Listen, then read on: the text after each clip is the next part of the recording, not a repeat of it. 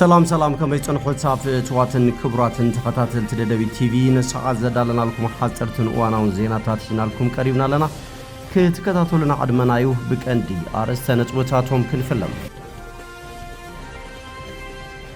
ننا ኢትዮጵያ ውሽጣው ግጭታት ነባር ፍታህን መምጻ ናይ ውሽጥ ተመዛበልቲ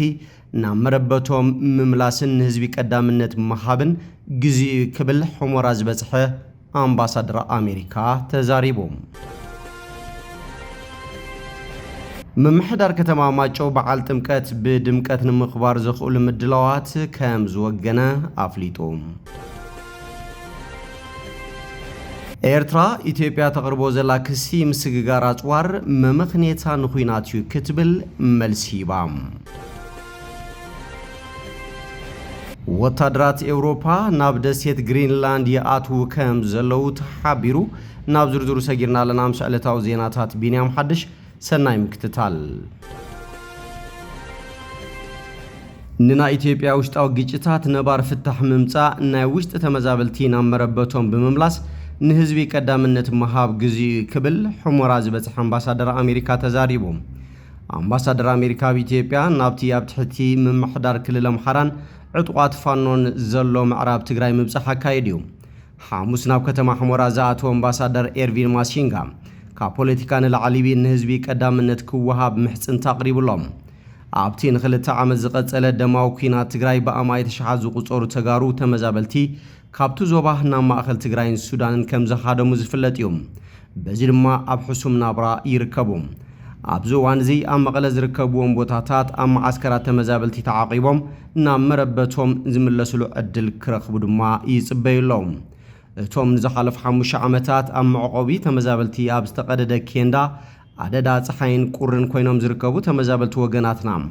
በመሰረት ነቲ ኩናት ደው ዘበለ ስምዕ ሰላም ፕሪቶሪያ ውሕስነት ተዋሂብዎም ናብ ቦቶም ክምለሲኦም ዝጠልቡ ዘለው ንና ኢትዮጵያ ውሽጣው ግጭታት ነባር ፍታህ ተግባራው በመግባር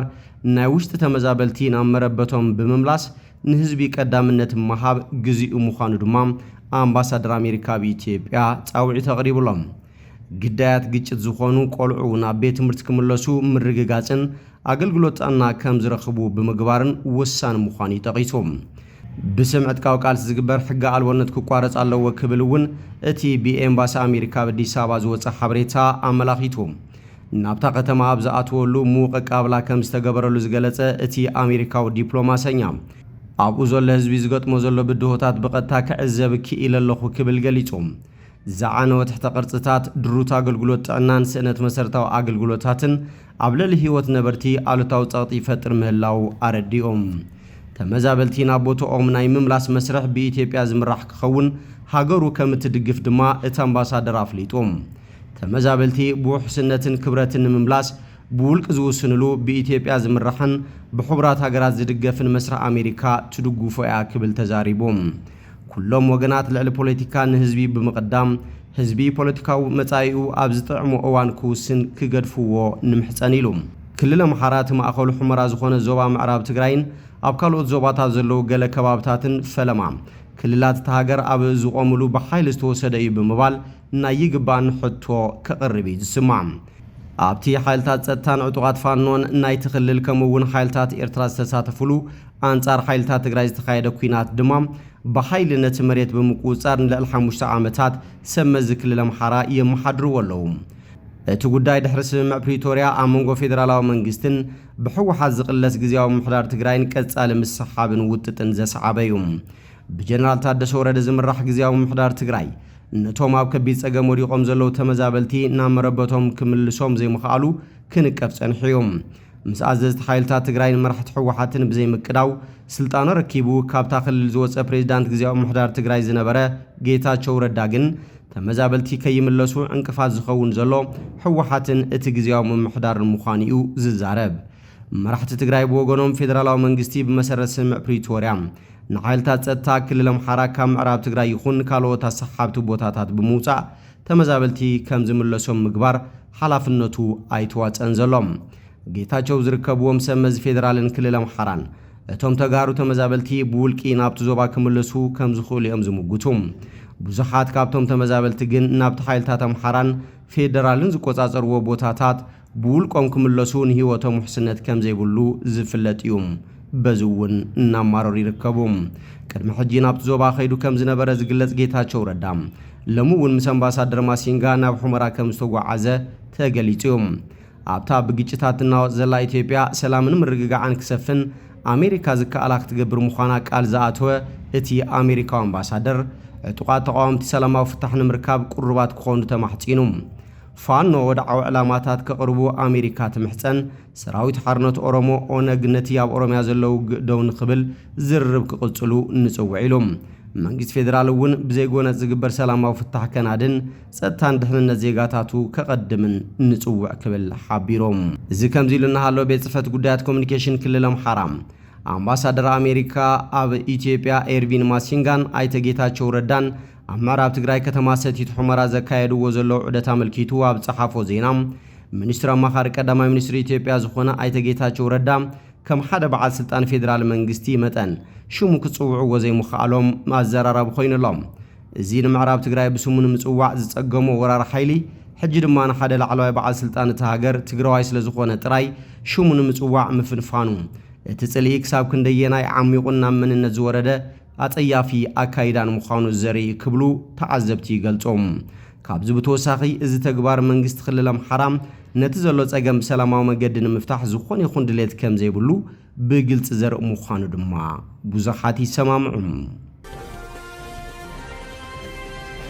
ምምሕዳር ከተማ ማጮ በዓል ጥምቀት ብድምቀት ንምኽባር ዘኽእሉ ምድላዋት ከም ዝወገነ ፍሊጦም ኣብ ከተማ ማጨው ዝኽበር በዓል ጥምቀት ሃይማኖታውን ባህላውን ትሕዝትኡ ሓልዩ ብድምቀት ንምኽባርን ካብ ውሽጥን ወጻእን ዓድን ዝመጹ ኣጋይሽ ንምቕባልን ዘኽእሉ ምድላዋት ከም ዝተዛዘሙ እቲ ምምሕዳር ገሊጹሎም ከንቲባ ከተማ ማጨው ኣይተ ጌታቸው ሰገድ በዓል ጥምቀት ንምንቃሕ ቁጠባታ ከተማ ካብ ዘለዎ ረብሓ ብተወሳኺ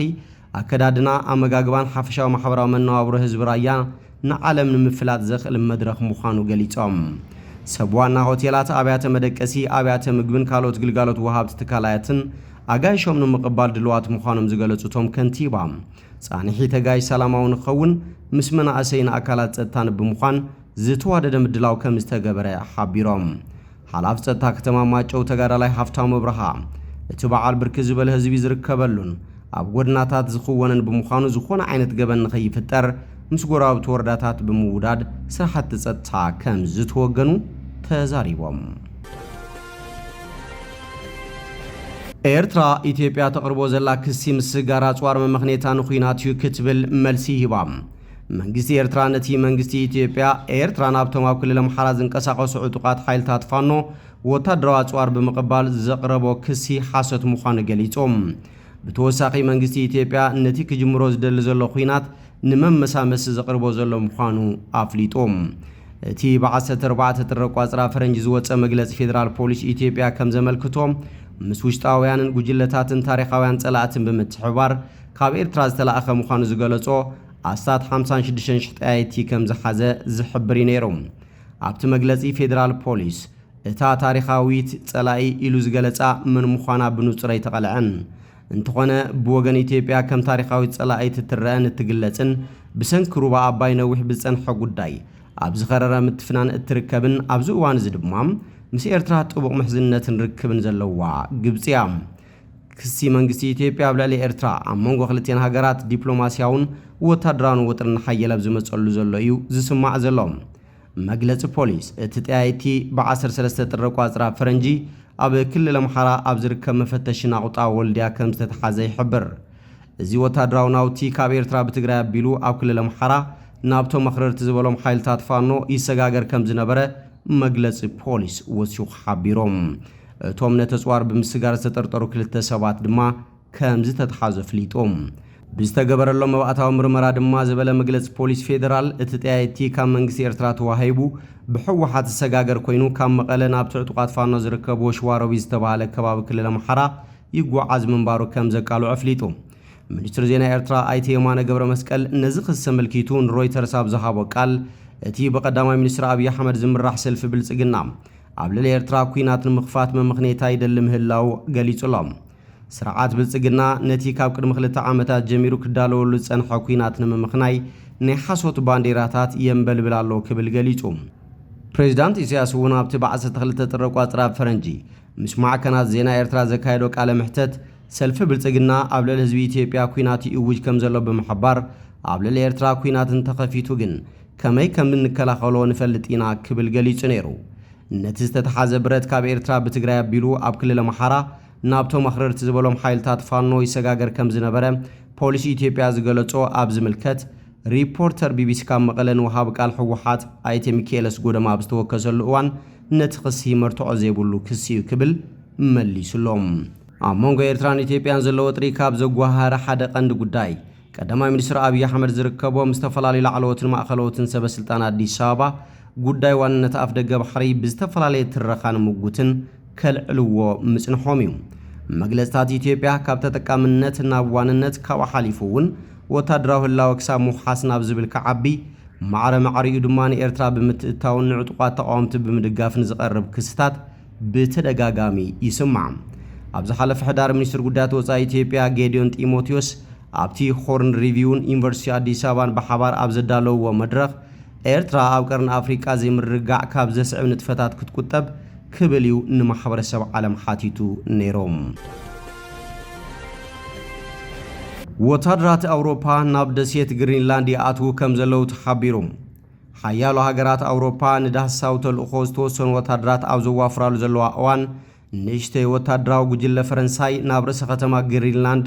ኑክ ከም ዝኣተወ ሰበስልጣን ገሊጾም። እዚ ንጀርመን፣ ስዊድን፣ ኖርዌይ፣ ፊንላንድ፣ ኔዘርላንድስን ዓባይ ብሪጣንያን ዘሳትፍ ውስን ምውፋር ፕሬዚዳንት ኣሜሪካ ዶናልድ ትራምፕ ኣብታ ሓውሲ ርእሰ ምምሕዳር ዘለዋ ክፋል ዴንማርክ ዝኾነት ደሴት ኣርክቲክ ዘቕርቦ ሕቶ ይግባኣኒ ኣብ ዝቕጽለሉ ዘሎ እዋን ዝመጽ እዩ። ፕሬዚዳንት ፈረንሳይ ኢማኑኤል ማክሮን እቲ ናይ መጀመርታ ጉጅለ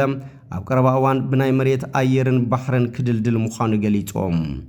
ላዕለዋይ ዲፕሎማት ኦሊቨር ፓይቭሬ ዲ ኣርቮር እቲ ተልእኾ ሓያል ፖለቲካዊ መልእኽቲ ከም ዝሰድድ ብምግላጽ እዚ ናይ መጀመርታ ልምምድ እዩ ንኣሜሪካ ኔቶ ከም ዘሎ ክነርእያ ኢና ኢሎም። ፓይቭሬ ዲ ኣርቮር ሚኒስትራት ጉዳያት ወጻኢ ዴንማርክን ግሪንላንድን ብረቡዕ ምስ ምክትል ፕሬዚዳንት ኣሜሪካ ጄዲ ቫንስ ንምርኻብ ናብ ዋሽንግተን ድሕሪ ምኻዶም ድሕሪ ሰዓታት እቲ ፈረንሳይ 15 ሰባት ዝሓዘ ናይ መጀመርያ ሓይሊ ኣዋፊራ። ድሕሪ ትርክብ እቲ ሚኒስትራት ጉዳያት ወጻኢ ዴንማርክ ላርስ ኖከ ራስሙሰን እቲ ክልተኣዊ ዝርብ ሃናፅ እኳ እንተኾነ ኣብ መንጎ ክልቲኦም ወገናት መሰረታዊ ዘይምርድዳእ ከም ዘሎ ብምግላጽ ድሒሩ ድማ ትራምፕ ንግሪንላንድ ምዕዳግ ዝገብሮ ዘሎ ጻዕሪ ነቒፉ። ትራምፕ ወገኑ ንግሪንላንድ ኣብ ትሕቲ ቁፅሪ ኣሜሪካ ንምእታው ዝገብሮ ጻዕሪ ዝምልከት ንሃገራዊ ድሕንነትና ግሪንላንድ ተድልየና ኢሉ ዋላ እኳ ሓይሊ ከም ዝጥቀም እንተዘይኣንፈተ ምስ ዴንማርክ ገለ ነገር ክስራሕ ይኽእል እዩ ዝብል ሓሳብ ከም ዘለዎ ብሮባዕ ኣጋምሸት ገሊጾም። እቲ ጸገም ሩስያ ወይ ቻይና ንግሪንላንድ ክትሕዛ እንተደልያ ዴንማርክ ክትገብሮ ትኽእል ነገር የለን፣ ንሕና ግን ክንገብሮ ንኽእል ኩሉ ነገር ኣሎ፣ ዝሓለፈ ሰሙን ኣብ ቬንዙዌላ ዝኾነ ነገር ርኢኹም ኢኹም ክብል ገሊጾም። ወሃቢት ቃል ዋይት ሃውስ ካሮሊን ሊቭት ብሓሙስ ንጋዜጠኛታት ኣብ ዝሃበቶ መግለጺ ናብ ግሪንላንድ ዝግበር ምውፋር ተወሳኺ ሰራዊት ኣውሮፓ ኣብ መስርሕ ውሳነ እቲ ፕሬዚደንት ኣብ መሬት ኣርክቲክ ጽልዋ ዝህልዎ ኣይመስለንን ኢላ። ወሲኻ ድማ ኣብ ዕላማ ምግዛእ ግሪንላንድ እውን ፈጺሙ ጽልዋ የብሉን ክትብል ገሊጻ። ቀዳማይ ሚኒስትር ፖላንድ ዶናልድ ታስክ ፖላንድ ኣብቲ ናብ ግሪንላንድ ዝግበር ወታደራዊ ምውፋር ኣውሮፓ ክትጽምበር መደብ ከም ዘይብላ እኳ እንተገለጸ ዝኾነ ይኹን ወታደራዊ ምትእታው ኣሜሪካ ግን ዓብዪ ፖለቲካዊ ሓደጋ ክኸውን ይኽእል ክብል ኣጠንቂቖም። እምበር ከስፍትዋትን ክቡራትን ተኸታተልቲ ደደቢት ቲቪ ንሰዓት ዘዳልናልኩም ዜናታት ነዚኦም ይመስሉ። ስለ ትምክታልኩም ኣመስጊና ብኻልኦት ሳብ ንራኸበ ሰናይ ንዓኹም።